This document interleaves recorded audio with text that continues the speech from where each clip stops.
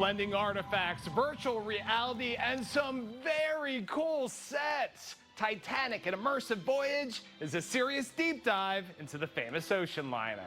Docking on Tampa's Dale Mabry Highway, not far from Raymond James Stadium, Titanic, an immersive voyage, is a traveling show produced by Atlanta's exhibition hub Edutainment. It's all about the passengers that were on the ship.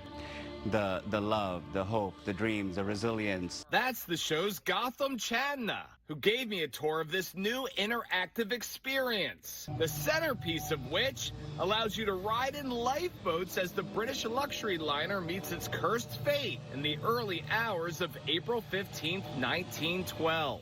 The show also examines why, more than 100 years later, we remain obsessed with the ship originally considered unsinkable. We're all passengers of Titanic.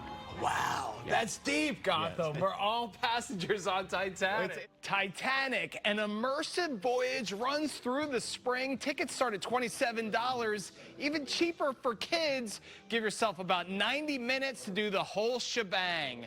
Very, very impressed, guys. In Tampa, I am Sean Daly for Tampa Bay 28.